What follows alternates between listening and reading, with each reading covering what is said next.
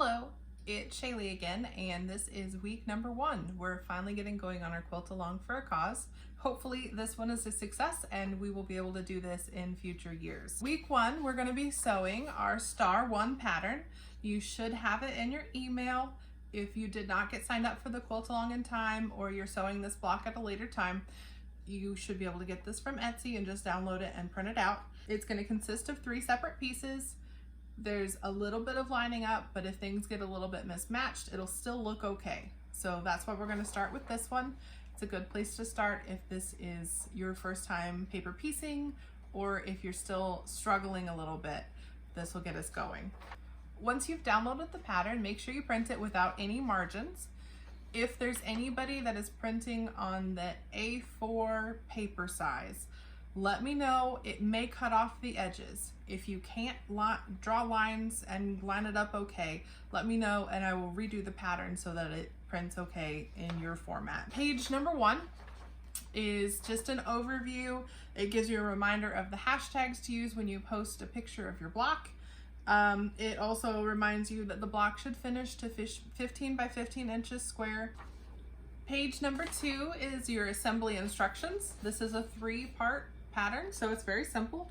You're going to line up A to B and then AB to C. If this is not informative enough, go ahead and go back to my Learn Paper Piecing. It's lengthy, but there is a lot of information to be had in those videos. Page number 3 is just continuation of more tips and tricks, reminders to get you through your foundation paper piecing. Page number 4 is your fabric estimates. We've kind of gone through that a little bit when we were talking about the fabric pull last week. Remember, I use EQ8. I cheat a little bit. It rounds up. Page number 5 is just a diagram. If you're using the same 5 colors through the whole quilt, fabric A, B, C, and the background color are what we're going to need for this block. I am not doing mine in exactly 5 colors, so don't feel like you have to do it that way. I am going to go ahead and show you a little bit as we go.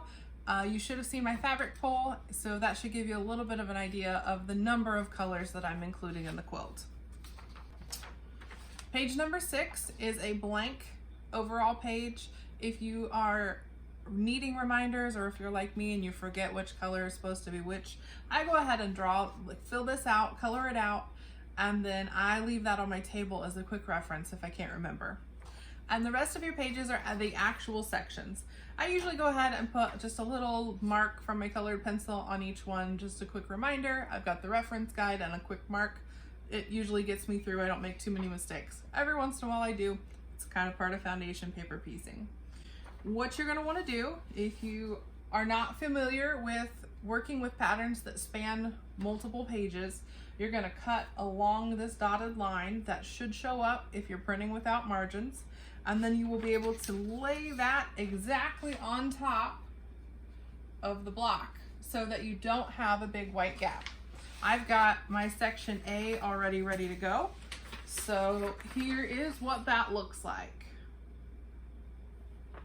Since I've posted all of that information on the Learn Foundation Paper Piecing, and I'm trying to teach myself to make my videos a little bit shorter, I will be back when all of them are completely pieced and ready to go. One thing I haven't mentioned is that when I am trimming up my sections and there are sharp, very rounded points like this one that's at the end of the B and C sections, I don't always trim off the very tip of that rounded edge like the 1/4 inch seam allowance shows.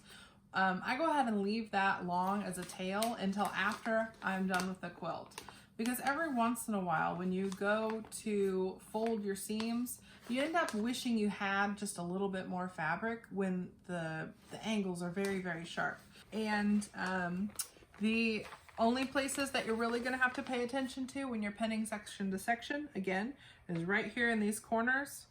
And if you're a little bit off, I assure you it will still look okay. It still looks great. The kids are going to be super excited about it. If you're struggling, don't beat yourself up about it. Try 1 or 2 times. If you're getting to where you just want to rip it apart, it's time to call it quits. You've done your best. A to B. Straight pin through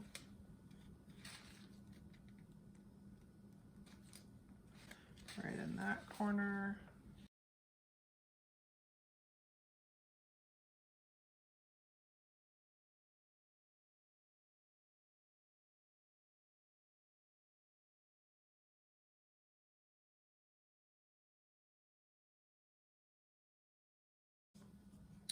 Now, this is where if you had any issues with taping, if there's any taping that's slightly off, you're going to end up having some excess somewhere in one of these right here.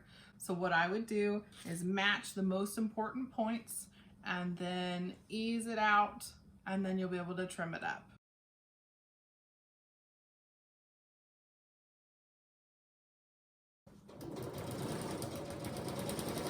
There you have it. This is Star 1 from Stars of the Forest. This is our week 1 of Quilt Along for a Cause 2020.